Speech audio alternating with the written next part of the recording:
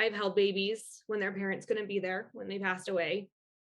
And that's really hard, but there's so much privilege that goes into my job.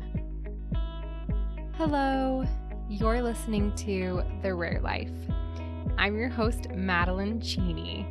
Today I have for you Confessions of a NICU Nurse. This is a part 2 of sorts to our What Your Child's Doctors Want You to Know But Don't Tell You from a few episodes ago. I think it's super important and insightful to hear perspectives from those in our child's medical and therapy tribe. They are there for all of it, and they have a lot to share. When I opened it up for you to submit questions for her on Instagram and Facebook, I was kind of surprised to see how many questions were directed towards her as a person. I think there is a genuine curiosity on what it's like for them. And so we went in that direction. We talk about her highest highs and her lowest lows, among other things. And I hope you feel impacted by her insights, whether your child is currently in the NICU, is a NICU grad, or skipped over entirely. Nurses deserve the world for all the care and love they give our kiddos in a flavor and version that we just can't.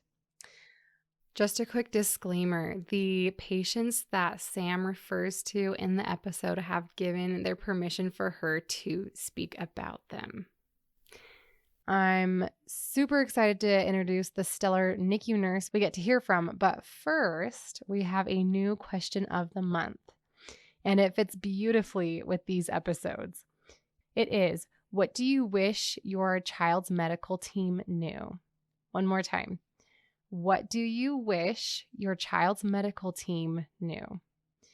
This can be positive, negative, or neutral, whatever comes to your heart. I love this one so much, and I'm really excited to see the answers.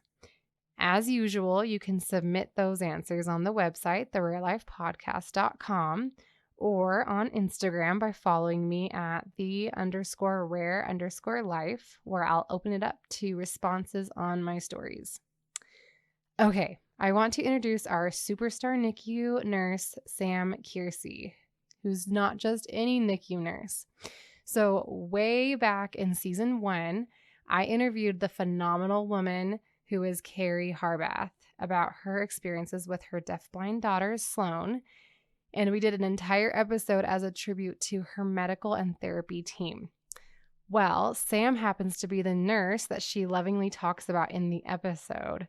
It's episode 11, so go check that out if you haven't yet.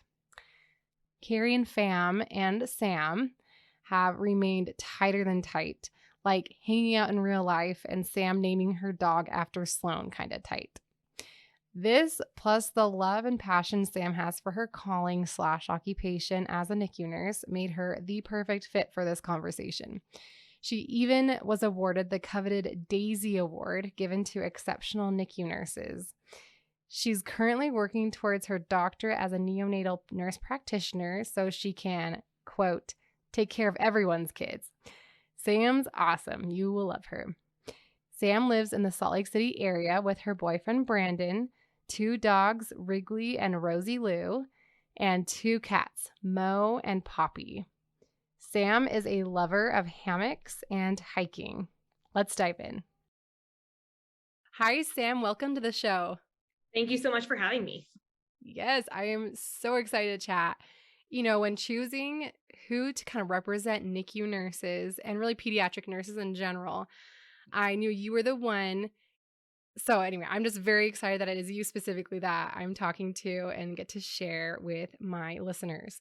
So I would love to start out hearing a little bit about why you went into nursing in the first place and then why you decided to become specifically a NICU nurse. When I was in high school, I wanted to be a teacher. Mm-hmm. I even student taught 3rd and 4th grade my senior year. And then one of my best friends got diagnosed with colon cancer. Wow. She was a year behind me, and it was totally bizarre. but I got to go to some of her treatments with her and like just be her buddy. And I met the nurses at CHOP and I really liked what they did and how important they were in her life in that short but terrifying, but also like uplifting point of her life. Mm. And then I switched my major to nursing and went to Pitt's nursing program. Wow. Oh my gosh, that's really cool. I've talked to a long, long time ago a mom who, because of her son's medical issues and stuff, where she was in the hospital a lot and stuff, she decided to go into nursing. And so I think there's things like that that you're like, okay, that was kind of sucky. And I wish that, they were okay and healthy and everything. But then, like, I think it's really cool when things like that are motivation to go into it because you really see it in action. Like you were there seeing the nurses and seeing like the impact that they had on your friend, right? And like how important they were. It just kind of speaks to your soul. Yeah, totally.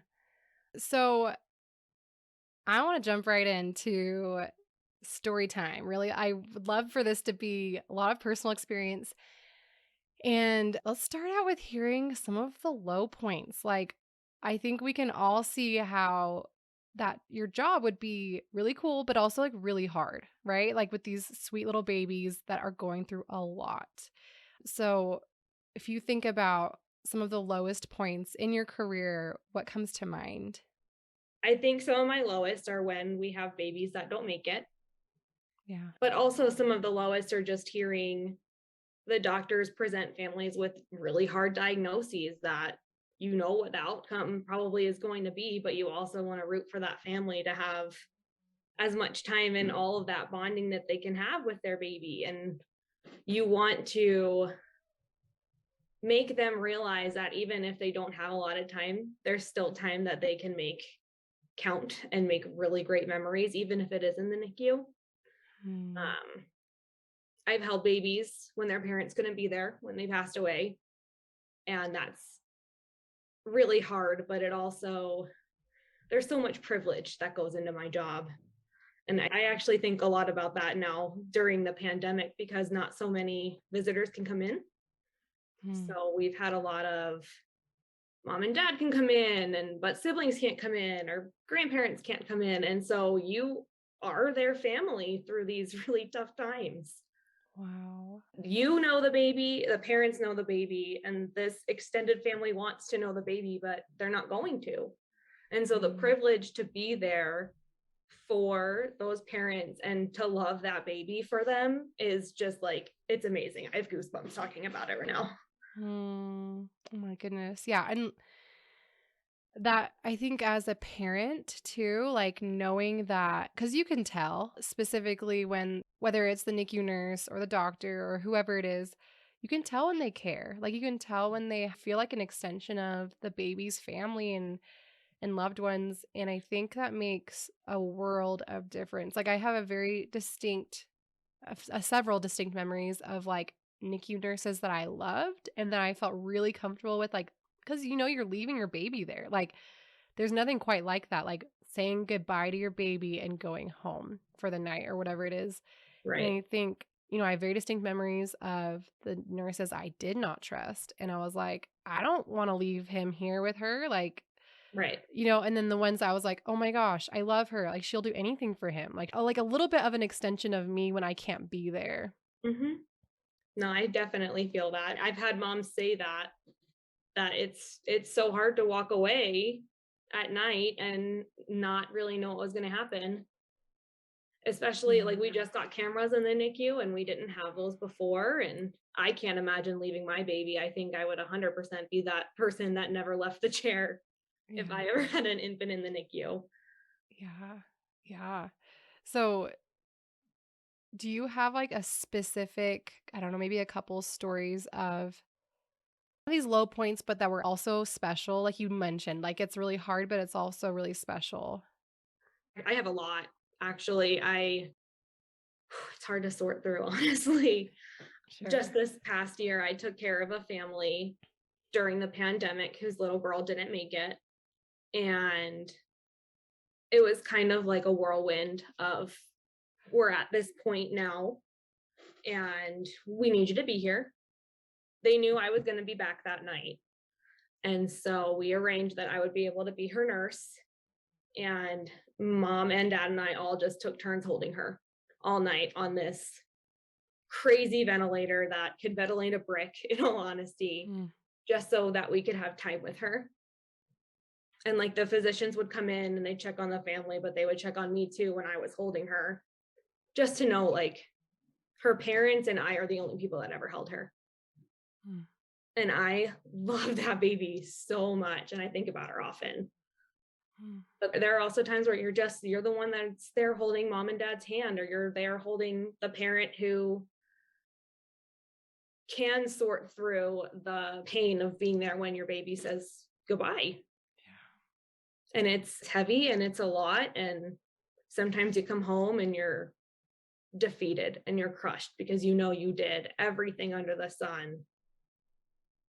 And it still ended up that way. But also, you gave that family memories, or you gave them a celebration of life that last day. And you had pictures taken, and you got to go outside for the first time. Or you got to make family artwork that they're going to have for the rest of forever. Or make footprints and handprints and send notes home to siblings to let them know that their baby brother or sister loves them.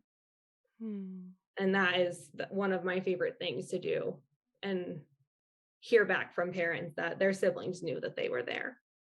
Mm. I love that. I think, like, even thinking about different parents that I've talked to whose children died, either were stillborn or, shortly after.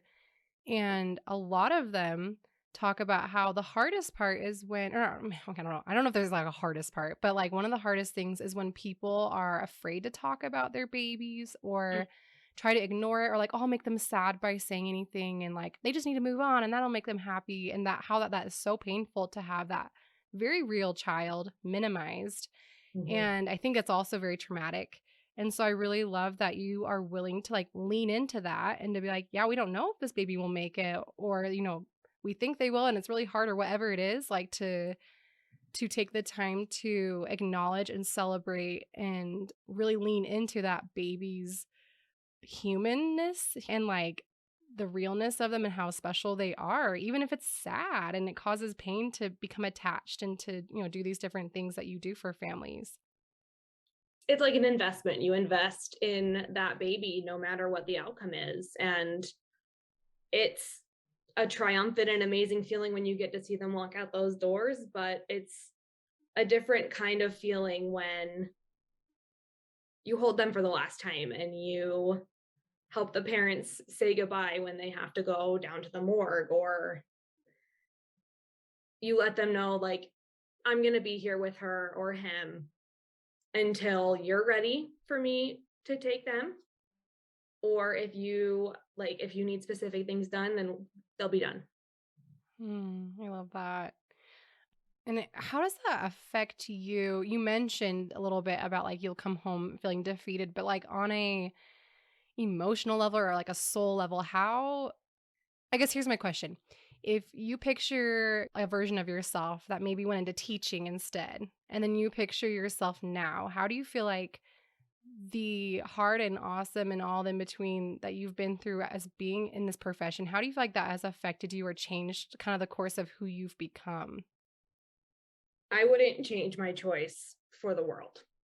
I think that all of the babies I've taken care of, and I remember most of them, have just picked this little part of my heart, and they make me smarter and they make me stronger. And sometimes they kind of lessen the blow when it's time to say goodbye, because you say to yourself, like, oh, I know many little friends that you're going to have on the other side that are waiting. Hmm. Or they're going to come and they're going to hold your hand, or you just like relate little things to them. Like, I had a little girl that I took care of at my old hospital, and we related everything to bumblebees for her. And Hmm. so we always told her that she could come back and see us as a bumblebee. And so every time I think of that. Hmm.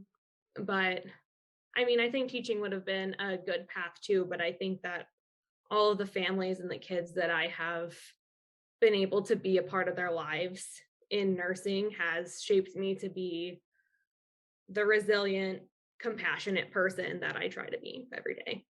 Oh yeah, totally. I'm sure. And like I think when these really, really hard things or, things that are just very soul stretching are happening, it's obviously uncomfortable. Like, I don't know that anyone's like, this is fun or like, this feels good, like when things like that are happening. But I think, I don't know, like, at least for me, I feel like there's like this feeling of growth that you're like, this is sucky and it's hard, but like I can feel myself changing. Right. And I think that's a cool feeling. I think it's a cool one. It's not fun, but it's a cool feeling. Yeah. I get to come home and I get to think about them and reflect on that time that I had with them and their families in the NICU. And then I get to apply that to the next baby that finds a Mm, little piece of that heart yeah. and Yeah. use that knowledge and that experience to make theirs better. I love that. That is so cool. Do you have coping skills for yourself personally, like to deal with the heavy and the hard and when you're feeling exceptionally like weighed down or defeated, like you mentioned? I have 4 animals that help a whole lot, and I have a very understanding boyfriend, and we have sad days where there Mm, are days that I will come home from work and I'll just be like, tomorrow's gonna be a sad day. And we be sad for that day. And we can lay around in pajamas and watch Harry Potter because that's what makes us happy and that's what's comfortable. Um, mm, but after the sad day, then you just try to remember the happy. You go back, and it's okay to reflect and remember. And sometimes the tears come and the heartache comes back, or you walk past their room, or you admit mm, a new baby in their room, and it's all fresh again. But mm, it's a memory. It's not a bad memory. It's not necessarily a good memory, but it's a memory that you got to live with them. mm. Oh my gosh, I really like that. I think going back to what you said about sad days, like I feel like we can all learn from that too. And personally, that's something I'm trying to like allow myself because I think we fear the sadness. Like we fear feeling like, oh, I'm dysfunctional right now because I just want to be in pajamas and watch Harry Potter. But like you're soothing yourself, right? Like you soothe your babies that you take care of or your children and your animals and like you can soothe yourself too, like when you're going through these sad things, and I think the sadness that we feel either over a child's death or just the struggle, like watching them suffer, like that is part of the relationship we have with them. Like if we didn't feel sad seeing them pass away or seeing them struggle, like could you really say that you loved them? Like could you really if it didn't No. affect you, And could you say that you know happiness and you know joy if you can't feel the sad? Yeah. And you're stuck in apathy. And that sucks. Exactly. Oh yeah. Um okay, so like kind of switching gears, what are some of your high moments? You mentioned when families get to leave the NICU. What are some things that fall under the category of like the highest of highs that you've experienced as a NICU nurse? My first highest of highs that I can remember is my first sick cardiac baby that I admitted. It was a tetralogy of Fallot diagnosis. And I got to admit him and I got to send him home. Hmm. And I just remember sobbing when his parents walked him out of the NICU. And then another moment is everybody knows Carrie and Sloan. Yeah. Um, you get so invested, and the day that I came back and Sloan was extubated, I just sobbed. Mm, And I stood there with Carrie and Aaron and Sloan and I just cried. I was so excited for her. But mm. like seeing these babies that you work so hard with progress and get better, or like see their care team realize like, oh, this baby does have a lot more potential than we thought they did. Yeah. Or we thought this baby wasn't going to be here anymore and they're eating, or Mhm. they're on low flow oxygen that they could go home with potentially. I've been taking care of a baby for the past couple of months that I was certain I was going to have to say goodbye to. And she's doing so good. And even on the nights that I don't get to have her, I still go see her just to remind myself, like, this is why you do it. Mm. Sorry for crying. Oh no, I mean like it's intense stuff. Like I can feel like the intensity of which you care for these babies, right? Like these babies that are fighting so hard just to live. And I think that was really eye-opening to me because, when my son was admitted to the NICU, that was the first time I'd been in a NICU, and I think it is for most parents. And you look around and thinking like these babies that are like days, weeks, months old, they've already gone through more than I've ever been through in my life. And Mhm. to see them fight so hard and struggle so hard to just to live. I mean, like it is so out of this world. I don't know. I can't even think of a word, but I'm sure you understand what I'm They talking have about. a Like will. they do. They have a will, and it's a Yeah. big one. Just yeah. Oh my goodness, these babies. So I would love to talk about something I guess I'll like put words in your mouth as like a high you probably had is working with Sloan, our famous baby, and coming up with the touch cue system. I guess I'll let you tell the story. Can you tell us a bit about problem solving and figuring this system out for baby Sloan and kind of why they needed this system in the first place and the whole story? So that was actually a really big teaching moment for me, and I try to do it for all of my babies now. But being deaf blind, and you're already in a world you don't know. You're just born. You don't know what's Mhm. going on. And then to not be able to see or hear what is happening around you and just having the sense of touch or pain has to just be so overstimulating and overwhelming, especially for like the developing brain and the mind and personality. And so it actually came from her grandma. Um, Mhm. Kim had brought it up as an idea that she had spoken to her friend and she was wondering. And so I'm pretty sure I worked a night shift that night. So I had some time and I just thought about it. And I thought about if I had to live my life with my eyes closed and I couldn't hear anything, what would make life more pleasant?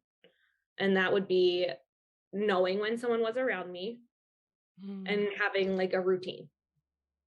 And so we Mhm. started with her parents and grandparents would say hi to her one way, and then the medical staff would say hi to her a different way, which was patting her head Mhm. gently, just letting her know, like, okay, I'm here. I don't want to startle you. And at Mhm. first it was a startle, but then she got used to it. And I created this Harry Potter themed, like, this is how you're going to do my care. You're going to do a temperature first, and then you're going to do mouth care, and then you can listen and do your assessment, and then change your diaper, and then suction, and then tuck her in. And Mhm. I really think that helps her cope and realize, like, oh, the world isn't so horrible, and my heels aren't going to get poked all the time. Yeah. And someone's not going to try to shove an endo tube down my throat every time something goes in my mouth.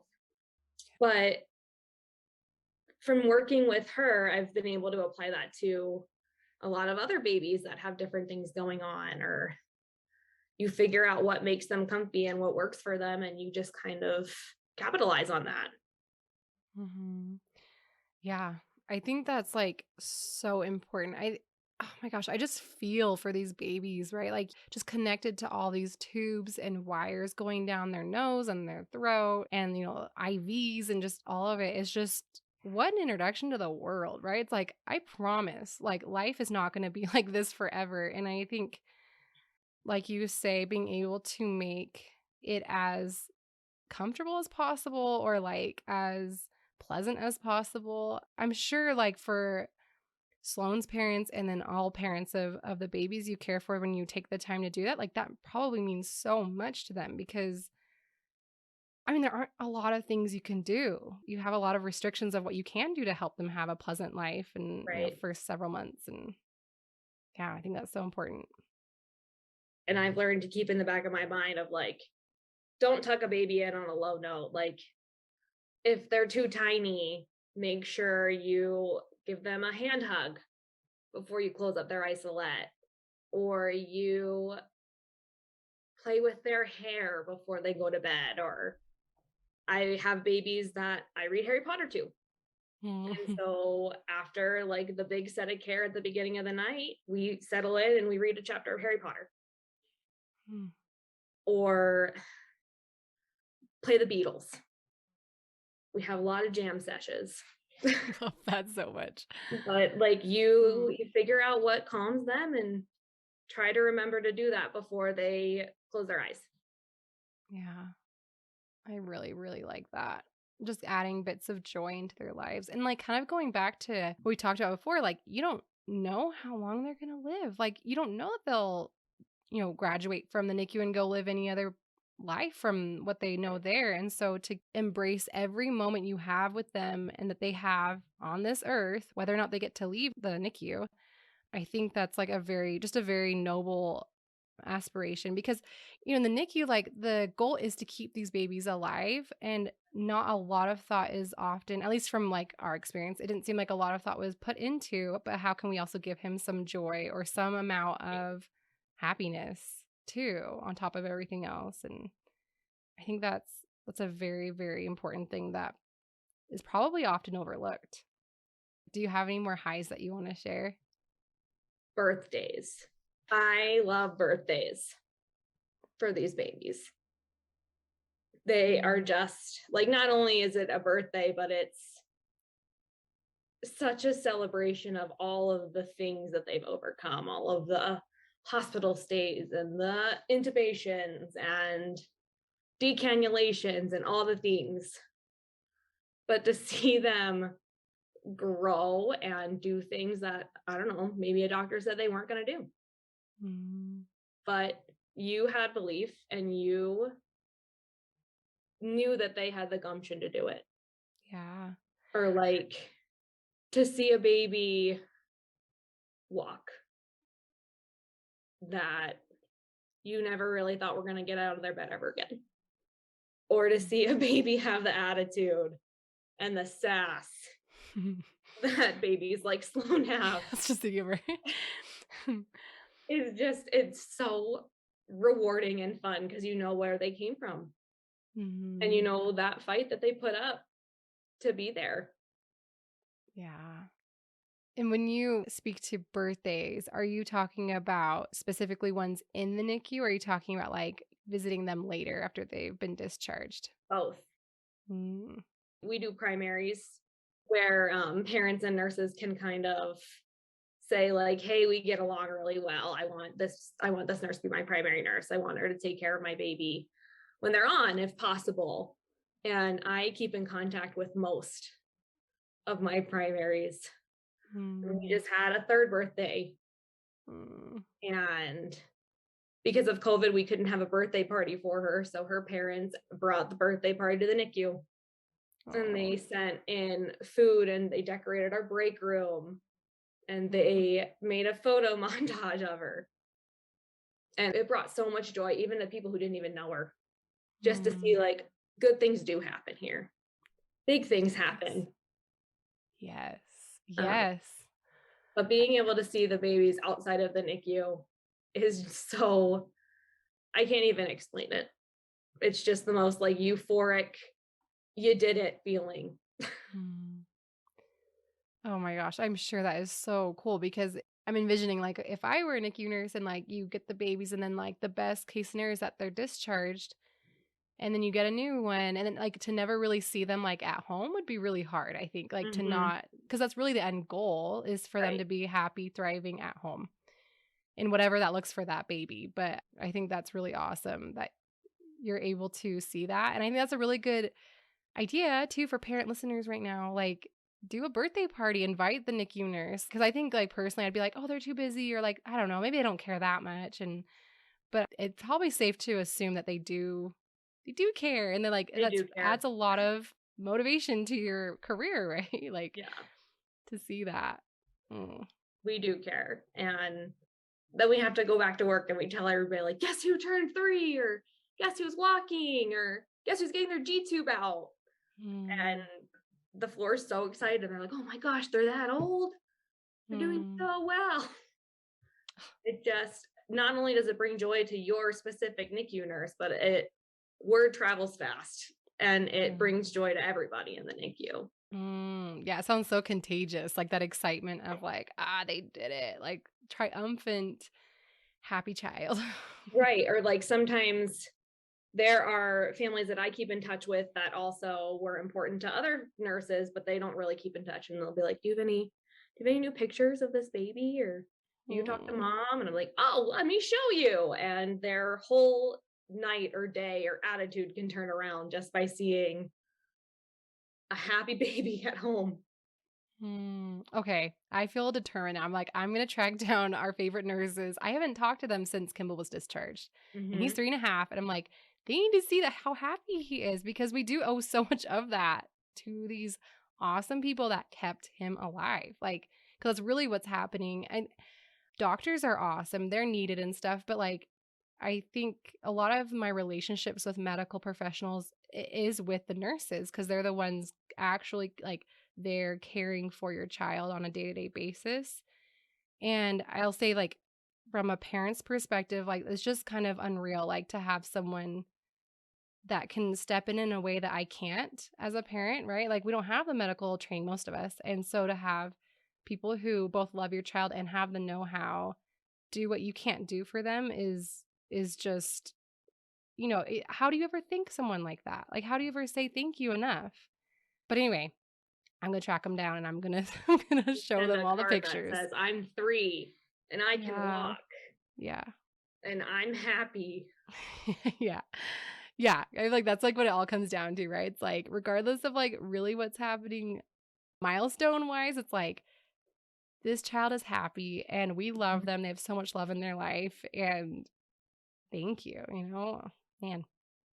So what are a few things you might think of that NICU nurses want parents to know, but maybe feel a little awkward to say to their face? Like, I wish you knew this, but I don't know how to tell you nicely. Like, give us a little insight into like what NICU nurses might be thinking or feeling I think my that way. number one, it's hard because it's right for the baby, but it's hard to say to a parent. And it's when we have teeny tiny preemies or a baby that comes in with PPHN, they just need quiet and they need to not be touched. And yeah, I mean, the parental instinct is I want to hold my baby, I want to touch my baby, I want to be apart. And in reality, the best thing for them is for you to just sit quietly by them. Hmm. And that's always really hard because you don't want to take away that feeling of being a parent because you've already had that stripped from you when that baby was taken Yeah. from you from the delivery room or was admitted into the NICU and you didn't get to take them home. So you have that kind of blurry line of I don't want to deparentize this new mom and dad, but I also want to keep their baby as comfortable and as neurodevelopmentally appropriately cared for as I can. Hmm. And that's hard sometimes, especially when either like they just don't get it, or maybe they're a twin and they lost one twin, or this is their first baby that's made it to birth. And you don't want to take away those feelings, but you also know that it's the right thing to say. Yeah. Um, Yeah. That would be a tough one. That'd be very tough. yeah, but that's pretty hard. But I also, on the flip side of that, is we want you to be involved. And sometimes it's hard for us to express that when you're still mourning. Like when Mhm. parents are still realizing, like, this isn't the healthy 8-pound baby I was planning on taking home from the hospital. Or maybe your friends are having babies at the same time and they are getting to go home and nobody really gets what you're feeling. So, Mhm. us trying to get you involved, but not hurting your heart is hard sometimes too. Like Hmm. sometimes maybe all you can do is come in and have a sad day, but sit in the chair next to your baby and be there. And trying to figure that out if the parent can't bring themselves to talk about it is hard. But we Yeah. also get it if you need to have a sad day and you just all you can do is sit in the chair and look at your baby. That's okay. Yeah. Yeah, that probably hurts your heart to see that, to see the baby that very much needs, any interactions they can have with our parents, Mhm. but then to also see the parent like in that emotional state where they're struggling to interact and to want to bond with that baby because of just being in such turmoil. And I imagine that is a really, really hard situation to witness because it's just hard all around. It's just Right. And like suck down. The NICU is traumatic. Mhm. There's no doubt about it. It's Yep. traumatic if your baby is there for 3 days, and it's traumatic if your baby is there for a year. No Mhm. matter what, an admission to the NICU is scary, and you're going to have PTSD from it. And you're going to have these moments of, oh my God, what's that sound? Or, oh Mhm. my God, the code button's going off. I mean, I have alarms in my house that will go off, and I'll be like, oh my God, what, what is that? Who unplugged Mhm. themselves? What Yeah. baby's coding? Am I on the code team? But parents feel that too. Yeah. Oh, And I yeah. mean, as nurses, we know, like, was it a real code? Is the baby fine? Is the baby not fine? But as parents, we can't tell you that. And so Mhm. your heart not only is looking at your baby, but you feel for every other baby and every other parent. Yeah. And to hear that sound go off, you very well know, like, that could be your baby, or it could be the baby Mhm. next door, or it could be a parent that you met walking out of the NICU's baby. And that's Mhm. hard and that's scary. And that's so traumatic. Yeah. I think knowing that your nurses and your doctors know it's traumatic is important. Yeah. Oh my gosh. Yeah. That just brings back so many memories. The NICU is so interesting, like the way it's set up, because at least in the PICU that we went back to, it wasn't this way. So I don't know if this is like at every hospital, but like where you share the rooms with like the little curtain dividers, it's just like it feels very surreal to be like, I'm living this version of my own hell. This other Mhm. family is living their own version of their own hell. And like to kind of like see them and be like, oh, what's happening with their baby? And I want to talk to them, but like, I don't know if I could say hi or like, I don't know. I felt very reserved in there, but like, and then to see the baby where you're like, oh, that baby, like, will they go home? Like, that's a lot of wires. Like, there was a Right. baby in specific. Like, I was like, she's been here for 9 months. Like, where you just kind of see all these different like versions. And you're like, oh my gosh, will that be me? And I Mhm. feel for that family. And I mean, it's a really interesting setting to be in where you're not just dealing with your own stuff, but as you say, you're noticing the other families and what they're going through. And my experience has been mostly with moms. I'm sure dads do too, but moms see and feel everything. Mm. Like, I've had moms from other babies be like, there's something wrong with that baby today. Wow. Just because there are 6 babies in a room, and you Hmm. know the baby's cries by that point. If you're Yeah. sitting there and you're holding your baby and you are there long enough, like, you're gonna get to know them. You may Yeah. never even lay eyes on them, but you're gonna hear them. Yeah. But we just recently moved to private rooms, so it's more like the PICU setup. Really? Okay. Yeah, That's cool. That's very cool. yeah, I love the private rooms, don't get me wrong. I think it's better Mhm. for families, it's better for the babies, but it was kind of nice to see the parental interactions in the Mhm. open setup. Yeah. Like, it was really fun to see dads talk to each other, because dads are just usually so much more reserved than moms. Mhm. Or like, you'll see a mom come in and be like, "Oh, like, hey, how's he doing today?" Whereas like you'll see the two dads like do a head nod. I'm like, that's enough for Yeah. them at first.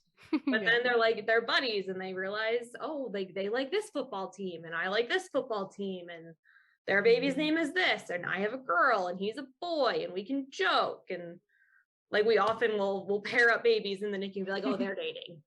They're gonna date. Oh And my like, gosh. that is fun. And to hear dads joke about that, or families like have that connection, is really, really neat. Yeah, I think it what probably adds a very needed lightness to the mood, right? Like you're going Mhm. through these like really hard things, like really intense stuff is happening, but like they're dating. So like that Dating. helps, you know? Or they're best friends, Yeah. or they're Rap artists. We made Sloan a rap artist one time with another baby in the NICU. We got them matching outfits. That's awesome. And it was just fun. That is so fun. Oh my gosh. Yes. Yes. Add the joy. Like, do the silly things. I think that's awesome. Do the fun things. Do the Harry Potter photo shoot. Yeah. Take their wires off for a minute and let mom get a good picture that she can send to her family. Yeah. Make them real. Yes. Yes. They're babies. Like, Babies. these are still babies. These are newborns. Exactly. Oh man. Yeah. And I think a lot of that gets removed when they have an ECG and a SAT probe and God knows what else going on in their little bodies. Yeah. Yeah. Well, Sam, I would love to end with a pep talk for those who are listening right now that currently have babies in the NICU. What would you say to them? What would you love for every parent to know? I would love for every parent to know that they have so much power in the love that they have for their baby. And they need to believe in their baby, and they need to believe in their baby so hard that everybody else around them believes in their baby. And no matter what believing in their baby looks like for that baby's journey, it's going to make a world of difference when you reflect back on that time. And know that you have an army behind you. You have your family and your friends, but you have your medical team, and you have these nurses that fall in love with these babies. And it's a deep love. I can promise you that. Your babies touch us just as much as they touch you and they touch your families. And they will always hold a special place in our hearts. And we are grateful and privileged to get to take care of them. I love that so much. I think that is a message every single parent needs to hear, whether or not their baby is currently in the NICU or was, because I think it's really important to know. So thank you so much for everything that you've shared today, for giving us insight into your life and your career and your heart and the love you have for these little babies. Thank you so much. Thank you for having me and letting me talk about it. Of course. Check out the website for pics of Sam at work as a nurse and to answer this month's question. Also on the website is a written out lightning round interview as Sam answers some of the more practical questions parents had. This is especially intended for those of you blessed souls still in the NICU. Also, be sure to follow me on Instagram at the_rare_life in order to watch a live Q&A Sam and I will have this weekend all about those burning practical NICU questions. You can find links in the show notes for Carrie's episodes about Sam and the other rock stars in her life, and a solo episode I recorded a while ago about our own NICU stay. So as some of you know who follow me on Instagram, I have recently started an account with a platform called Buy Me a Coffee. And that is basically just a platform where you can make really small one-time donations towards the podcast. The podcast is not free to produce, and I really appreciate every little bit that you're able to contribute. And a huge shout out to those who have already contributed: Brittany, Madeline, Erica, Carolina, and Natalie, plus 2 anonymous donors. Thank you so much. It really means a lot to me. I can just feel the love. So if you have benefited from the podcast, I encourage you to consider if making a small donation is something you can do. Thank you. Thank you. There will be a link for that in the show notes. Join me next week for our season 4's finale episode.